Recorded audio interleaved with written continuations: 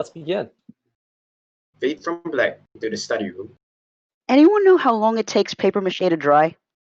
Troy and Abed paint human clay models. 3 hours longer than it took Duncan to think up this assignment. He's going to appreciate the work we did expanding our evolutionary chart. Oh, Britta, can you hold up the final stage of humanity? Annie picks up her phone as Britta holds up the model. I still think man is going to evolve into woman, not a dragon monster with 3 legs. 3 legs? Jeff stands up from the table in the study room. Well, it's been real. At least the paste smell has. But I have a date to catch. Or should I say, catch to date. I hope you just came up with that.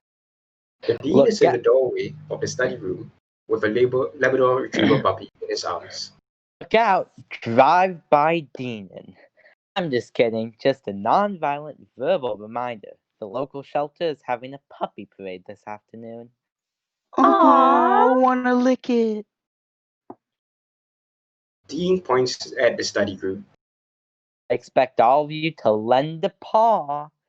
Except you, Jeffrey. I know you've got a catch to. Britta looks at Jeff with a smug expression on her face.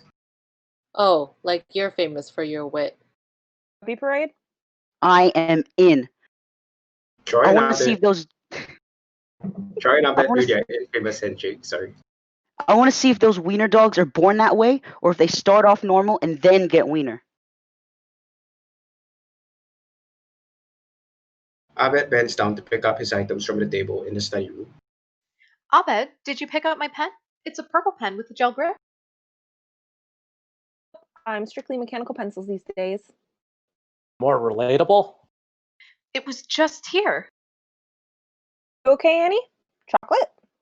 Abed hands Annie an unwrapped chocolate candy. Would you like me to push you to the parade, Pierce? No, thanks. I don't want people to think of me as handicapped. If anything, this chair makes me more than a human. Pierce blows into the tube connected to the chair and it begins to back up. You move it by blowing into this tube here. The most expensive one. I outbid 3 hospitals for this baby, and it was worth every penny. Pierce blows on the tube by accident while trying to clean it, and the chair begins to spin out of control. Abed, Troy, Britta, Annie, Jeff, and Shirley stare with concern as Pierce tries to get the chair under control. Oh! Oh! The entire group, minus Annie, begins to leave the study room. Wait, please, just wait. I'm sorry, but I need to know who took my pen. Sorry, I don't see it. Yeah, sorry, Annie. The group turns again to leave the room. No! Not sorry. We passed Sorry, Annie 8 pens ago. I keep bringing pens, and you guys keep taking them, and I'm afraid I'm putting my foot down. Okay, well now Annie has made it clear that this is an issue, so from now on we need to be more respectful of her things. Okay? Okay. The entire group once again turns to leave.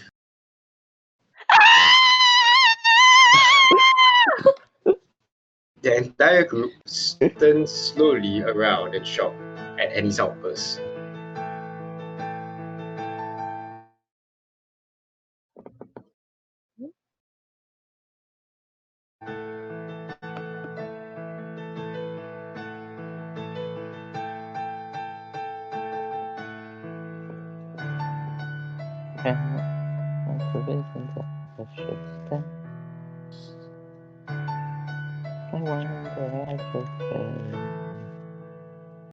Cut 2.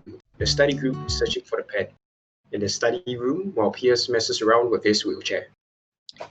Alright, it's not on the floor. So whoever accidentally took... Not accidentally. Accidents don't just happen over and over and over again, okay? This isn't budget daycare.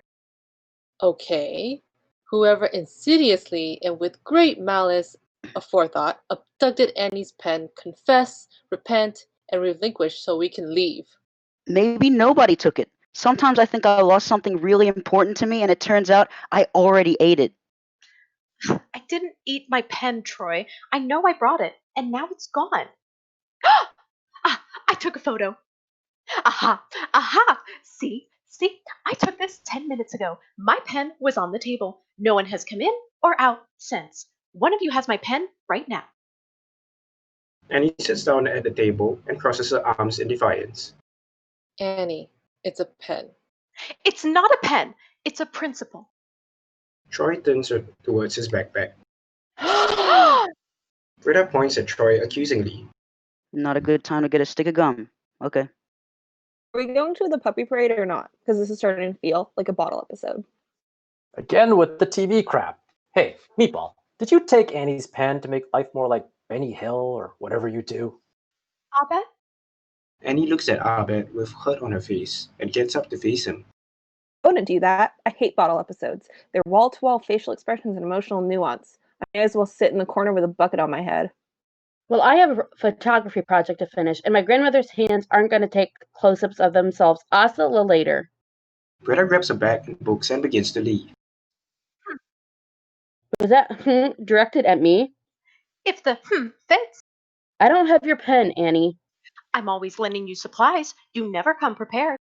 If it's so important to you, here, have my pen. She shoves a pen at Annie. That's my pen. Well, whatever, people. They're just things. Since they're just things, I don't suppose you mind letting us take a quick look-see inside your bag. Oh, I'd very much mind, Annie. There's no such thing as a quick invasion of civil liberties. Oh, man. It all starts with a quick look-see into someone's bag, and then it's a brisk peek-a-rooney into our phone records, and before you can even say 1984, the thought police are forcing you to bend and spread. Bend and spread? Are the thought police gonna make love to us?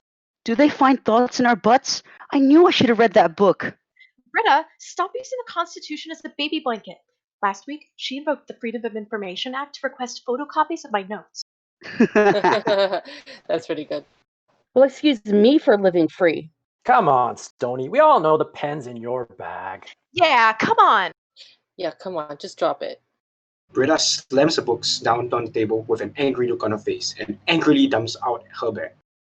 Happy? Not if that's a used Q-tip. Ew. Yes, Oh. Gross. Welcome to the gross business of martial law. Welcome to what used to be individuality, seized and disintegrated by cowardly groupthink. Welcome, my friends. Welcome to the machine. Well, Annie, it looks like you were wrong. Britta does come prepared for one thing. Jeff holds out a strip of condoms. Or 6. Big weekend. Can't complain. Razzle pizzazzle. Britta grabs the condoms from Jeff and the rest of the study group, prepares to leave again. Attention, students. The puppy parade is starting on the quad. But come quick. With every passing moment, these puppies grow older and less deserving of our attention. Whoa. Where do you people think you're going? Have you ever gone to a puppy parade halfway through, Britta? It is pointless. Then you clearly stole the pen. The Patriot Act cuts both ways. Actually, it's pretty one-sided. That's kind of the point. Here's my point. Whoever the pen thief is just stood there and watched me get Guantanamo-'d. And I'd like to know who it is so I can let them know they have lost my trust forever. It's a bottle episode. Britta, we're sorry we embarrassed you and looked at your prophylactic equipment. Your lifestyle mistakes are none of our business. Oh, thanks, Shirley. But now let's wrestle through your tampons and wallets so we can apologize to you. Oh, I'm sure everybody here knows I don't steal. Have you checked your bag, Shirley? If you took it by mistake, I forgive you. Aw. Oh, so if I took it, it's larceny. But if you find it under Mother Hen, it's a mistake. On the hand, I think we're about the same age. Sure, unless time is linear. I'll make your ass linear. It doesn't make any sense. I'll make your ass sense. Girls, don't get your panties puckered. We all know what we're really thinking. If, and if I mean if, the culprit is among us. Statistically speaking, it's Troy. Ugh. What is going on? Yes, we were all just thinking that in 1856. Troy becomes lost in the thought at the idea of 1856. 1856. What if a ghost took the pen? Please forgive him. For what? For stealing the pen, dummy. Why would I take her pen? I don't even like having my own. It's probably under one of Pierce's casts. He uses everything to itch his legs. We're on our 3rd DVD remote. If I took the pen, I'd say so. You probably forgot. You've been popping painkillers like Tic Tacs. Oh, yeah, right. He pulls out his painkillers and reads the label. Side effects: verbal dysphagia and octopus loss. I don't see anything on this squirrel about memory, Troy. Now I want to know who has it. Yeah, nice try, Shirley. That doesn't take you off the list. Jeff, you're in charge. I demand you deal with this. There's nothing to deal with. Say. Okay. All right. Everyone breathe.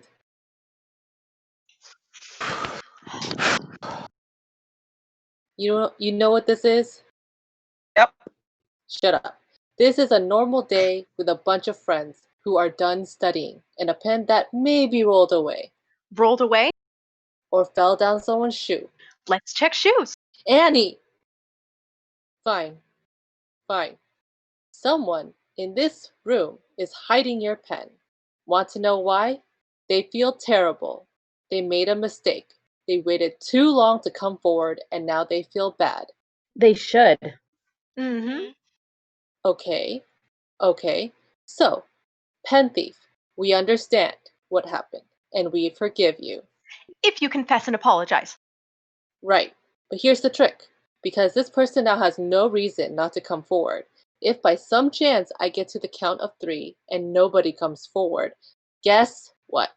We have to accept that no one has the pen, don't we? Jeff looks around the entire study group. Don't we? Good. So here we go. 1, He holds up a finger. 2, He holds up the second finger. Pierce raises his hand, and Abed and Britta point at Pierce, and he gasps. Pierce, do you have something to tell us? Or has it become really obvious that Jeff took the pen? Yes. Totally could be. You want to make a bet, you jerks? Lockdown, Abed, seal the doors. Nobody leaves until this pen shows up. Don't like this. Yeah, tell it to the pen you might have. Jeff pulls up his phone and dials. Gwynnifer? Hi. Yeah, it's me. I can't make it. Well, tell your disappointment to suck it. I'm doing a bottle episode. Jeff throws his phone on the table. Fade in. Jeff is sitting at the study room table as people bring their bags to him. Annie is watching. Troy is up first.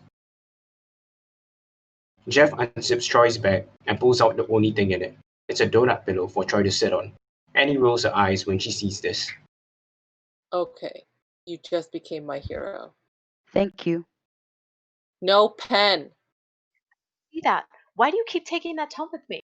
Oh, I'll feel that. Because if nobody else has this pen, it means at some point you realized you had it and were too embarrassed to say, and we get to kill you.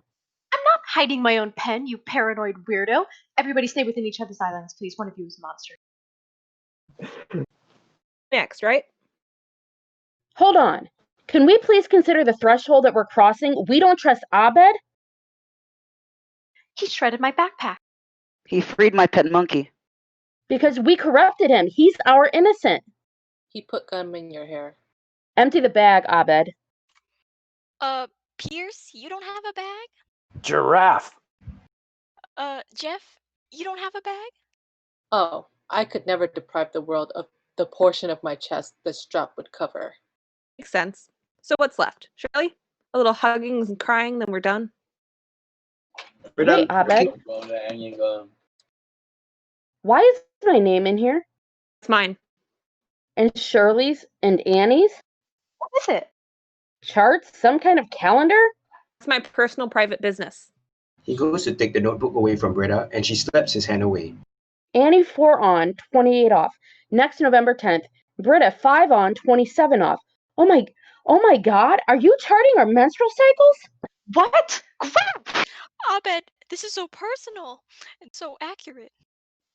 Abed, this is really creepy. I don't understand why you would do this. Can explain. The whole group stares at Abed, waiting for an explanation.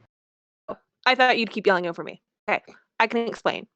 I have trouble reading people and I say the wrong thing sometimes. Well, I noticed it was happening more often with you three than with the others.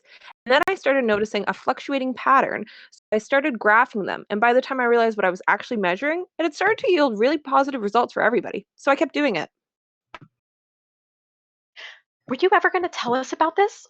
I feel so violated. Abed hands her a tissue. Thanks. Chocolate? He hands her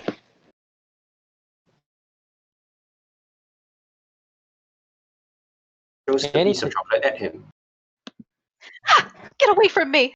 Abed just became my hero. Can I have a little... No! No! No! Sheesh. Guess it's true what they say about this sync-up. If I could just take this time to share a few words of sarcasm with whoever it is that took this pen. I want to say thank you for doing this to me.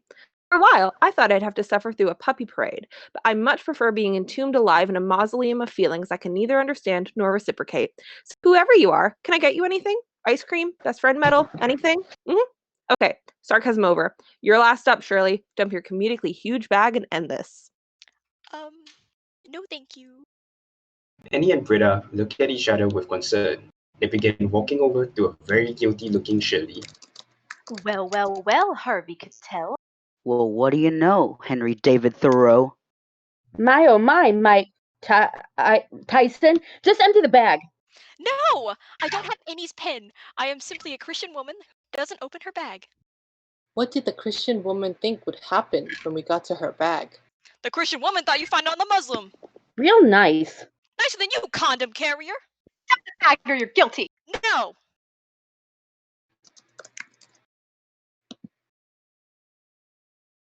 Ah! Oh Lord, he's thrown a clot! Pierce! Call 911! Pierce! Ah! While Shirley is distracted by him, he grabs her purse and throws it to Jeff. Pierce, you didn't need to do that. I did. All you guys do is talk, leaving me to do the things you won't do. Jeff dumps out Shirley's bag. People like you are the reason we took so long to get into Vietnam. Britta holds up a pregnancy test box. Is this what you were trying to hide, Shirley? A pregnancy test? And more importantly, are they seriously marketing pregnancy tests to black women?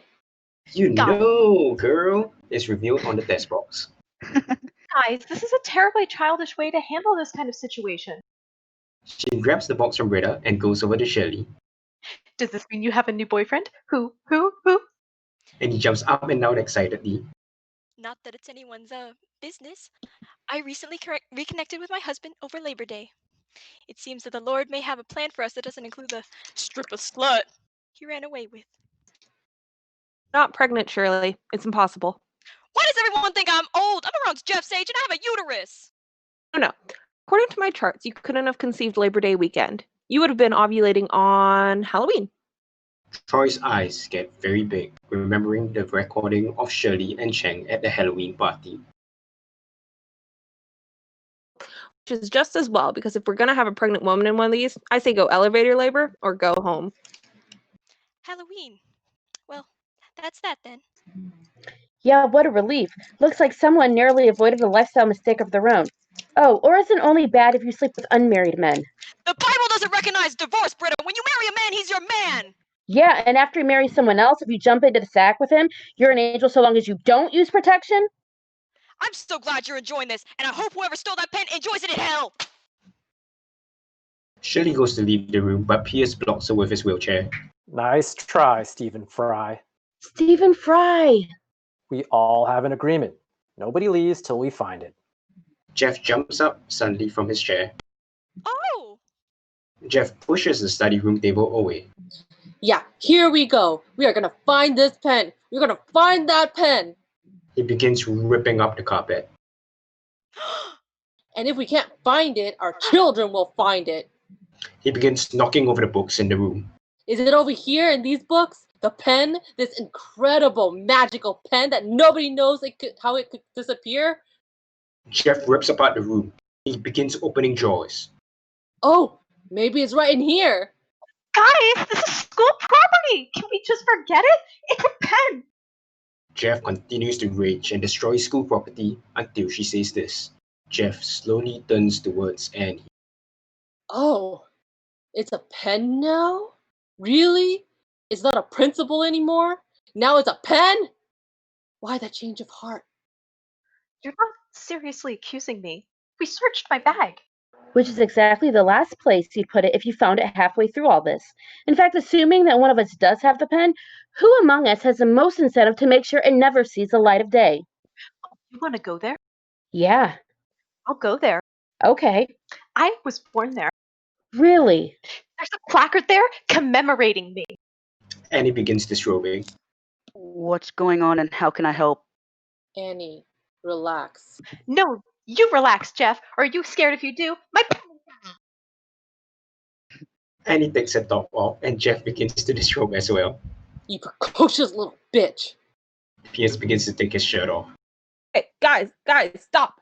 Being completely illogical. We need to flip the table to divide the group by gender and then search each other in our underwear. What? Cut 2. The study group split into 2 gender groups in their underwear. Now what? Everybody shake. Enough to dislodge. The group members begin shaking their bodies. Okay, anything hit the floor? No. No. What are those underwear made out of? They look luxurious. Oh, they're an organic soy cotton blend. This Gwynnifer must be real special. Don't you usually wear the stripy Beetlejuice numbers? What does she mean? Usually. All right, end of the road. We've torn apart the room. We've stripped. There is absolutely no place left. The group suddenly looks at Pierce's legs, still in the cast, and realize they haven't checked there. No! The group members begin nodding. No! Jeff, Troy, and Abed run to Pierce, who tries to blow into his tube on his wheelchair. They surround him. No! No! No!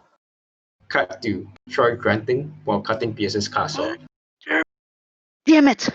I broke my scissors. Here, be careful. It's the last pair we have. Jeff hands Troy a pair of scissors. Also, don't cut his legs.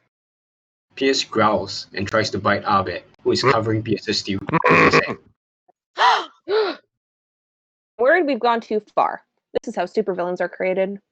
You just make an inspiring winger speech about trust, throw in a few digs at an easy celebrity target, and put a ribbon on this thing? Abed, think about this for 1 second. If a single one of us leaves this room before we find that pen, how can any of us trust anyone in this group ever again? What's your hurry?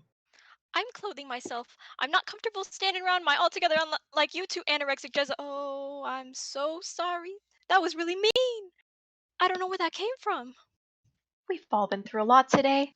And I'm sure this pregnancy scare has been weighing on you all week, right? Mhm. And maybe that's why you took my pen? What? Where are you hiding it, judgy beast? Oh my goodness. Annie and Shirley start physically struggling. Alright, here we go. Troy and Jeff lift off the top of Pierce's legs cast. Oh! Ah! It smells like a Waffle House sink. Pierce, are you using Slim Jims to scratch your legs? Have we not gotten to a place free of judgment yet? Troy begins sifting through the things stuck on Pierce's legs. This isn't it. This isn't it. Where is it? Where's the pen? Where's the pen? It's getting a little chilly outside, so the animal wranglers has asked that every student pick up a puppy so they can stay warm while the volunteers hand out some tiny puppy-sized hats. See, I don't even know why I'm making these announcements. There can't be anyone who isn't already on the quad. Pierce eats one of the Slim Jims that was stuck in his cast. Cut 2. Everybody is sitting on the floor by Pierce. They all look defeated. There's trash scattered on the floor everywhere. Annie, I'd just like to say, on behalf of whoever actually stole this pen, I really am sorry about all of this. I knew it was you. I knew it was you. All I know is it could be any one of you. And for all we know, it's you. I wish it were. I really do. I wish I could just find it behind my ear. I'd rather be that stupid than have to think that any one of us might be this inconsiderate. After all we've been through, it almost seems impossible. It seems less than impossible. Something impossible actually seems more likely. Oh, a winger speech to take us home. What if a ghost took the pen? What if a ghost took the pen? Let him finish. I am finished. For real. Honestly. Seriously. Why not? Why not just a ghost took the pen? Okay, I've been saying that for hours. And we should have been listening to Troy from the beginning. Guys, look in your hearts and answer this question honestly. What's more likely? That someone in this group doesn't belong in this group? Or ghost? If we have to choose between turning on each other or pinning it on some specter with unfinished pen related business, I'm sorry, but my money's on ghost. Well, I'm not a religious person, but I've seen specials in the paranormal. Anything's possible. Relative to the alternative, it actually seems more likely to me. Why would a ghost want a pen? Troy? Okay, so I see it as a lot like the movie Paranormal Activity, except for more boring and fancy people. And I think in 1856, it is possible that a man was beheaded while he was writing his diary to his long-lost love. And now he roams the halls of Greendale screaming for his pen so he can write her a love letter. I need her, I need her, he screams as he looks for a pen. Cut to the group leaving the study room. Annie and Shirley holds the door open as Jeff, Abed, and Troy help Pierce out. The room is left in total disarray. Dean Pelton walks by and sees this. The hell did you people do in there? Something you and your puppies could only dream of, you non-miraculous son of a bitch. Miraculous. Abed. Cut to the air vent in the study room. We hear a noise, and the vent swings open to reveal none other than Annie's boobs, Troy's pet monkey that Abed released earlier in the series. We follow him as he runs into the study room and grabs various items left by the study group. He runs back into the vent, closing it behind him.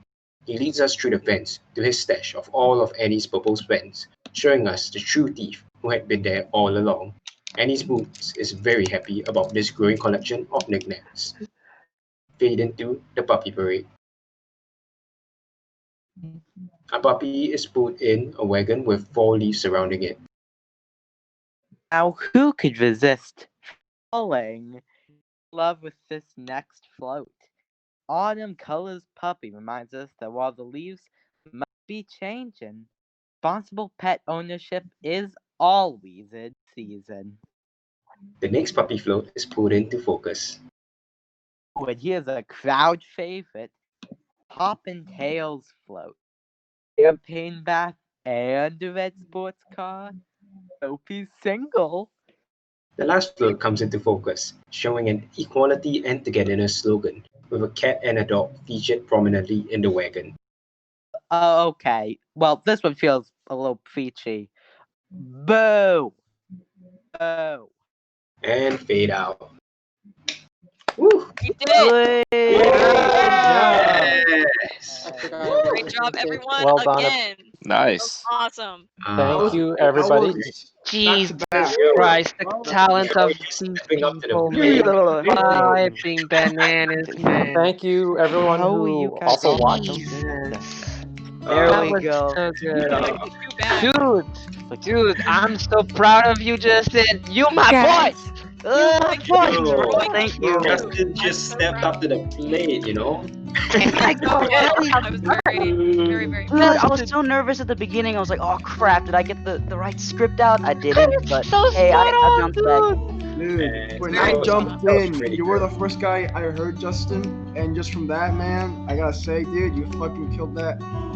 You did a great show, It man. was Yeah. so good. Yeah, Troy was amazing. So was the Annie. Yeah, Dude, the Shirley, Andy was great. Britta, oh, Everyone. Beauty's That's a girl. the Not a single person wasn't at top notch. Exactly. Evil I Annie would say did a good I would job say that with exactly the same. what's it called, Jeff, and Feminine Jenna Jeff. did a good. Everyone Jenna else. also did a really good job with Feminine Abed. Jeff, Oh, thank Thank you. you, Britta, Annie, Cutting underwear. everyone. Magical. You Thank did you. a great Abbott, by the way. Boycott. You did a great Abbott, Gemma. Thanks for our You did really scriptwriter well. and our editor. Luxurious.